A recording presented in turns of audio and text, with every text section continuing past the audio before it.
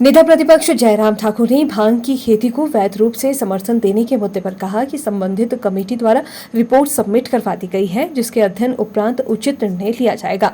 उन्होंने कहा कि इस विषय पर सदन में चर्चा गत वर्षों में भी हुई है, लेकिन व्यवहारिक पक्ष में आ रही त्रुटियों की वजह से निर्णय पर सहमति नहीं बन पा रही। नेता प्रतिपक्ष ने कहा कि प्रदेश में एक बड़ा वर्ग ऐसा भी है जो ये मानता है कि अगर भांग की खेती को प्रोत्साहन दिया जाएगा तो नशे का प्रचलन नौजवानों में, नई पीढ़ी में और ज्यादा बढ़ेगा। इसलिए काफी गहन चिंतन के बाद इस पर कोई सहमति दर्ज की जाएगी। अभी तो कमेटी ने अपनी रिपोर्ट दी है और उसका थोड़ा अध्ययन करेंगे, उसके बाद ही मुझे लगता है कि उचित कहना होगा। लेकिन इस माननीय सदन में एक बार ने अनेकों बार इस विषय पर चर्चा हुई और चर्चा होने के पश्चात जो व्यवहारिक पक्ष अभी तक देखा गया है उसमें फिर आगे नहीं बढ़ पाए और वहीं रुक गए।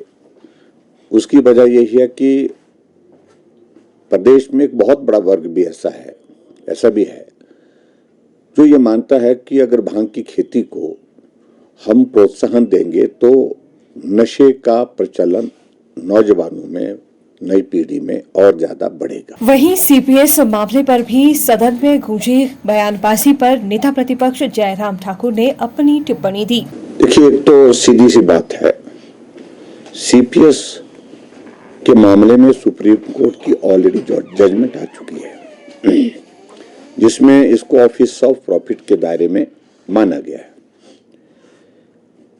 और यहां हिमाचल प्रदेश हाई कोर्ट में भी मामला लंबित है और मुझे लगता है कि अगले महीने की पहले सप्ताह में उसकी सुनवाई की तारीख तय हुई है। यहां विधानसभा के अंदर जो प्रश्न पैदा हुआ, जब सीपीएस प्रश्न नहीं कर सकते हैं, प्रश्न पूछ नहीं सकते हैं, आपने देखा होगा पूरे सत्र में सीपीएस की ओर से कोई भी क्वेश्चन नहीं है। लिस्टेड जो बिजनेस है उसमें जो क्वेश्चन होता है तो क्वेश्चन उनकी ओर से नहीं है, ना स्टार्ट क्वेश्चन है ना अनस्टार्ट क्वेश्चन है।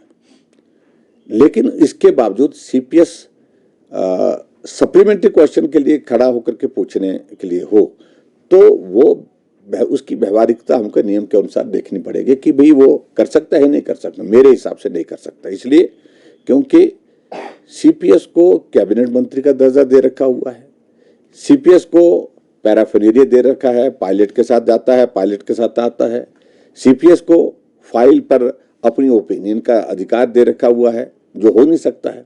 और मेरा मानना है वो जो हमारी शब्द है गोपनीयता की, उस पर एक बहुत बड़ा प्रश्न चिन्ह है वो, क्योंकि जब गोपनीयता की शब्द ही नहीं ली है तो फाइल उनके माध्यम से क्यों जानी चाहिए, फाइल उनके माध्यम से जानी ही नहीं चाहिए। और सीपीएस अपने आदेश कर रहे हैं, सीपीएस अपने जो है वो फाइल पर रिकॉर्ड कर रहे हैं। ऐसे में जब सीपीएस रिकॉर्ड करेगा, कोई अधिकारी उसके पालन करने से कैसे मना करेगा। इसलिए मैं इसकी वैधता को पूछ रहा था कि क्या ये परमिसिबल है।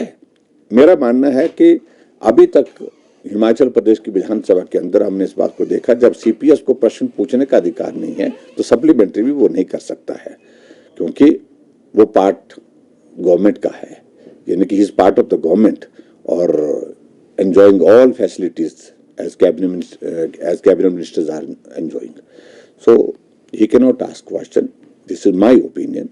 और हमारे स्पीकर साहब ने कहा है कि भी I will look into the matter, then I will decide finally कि इसमें क्या बनता है। It's a serious issue. This speaker has said in the house.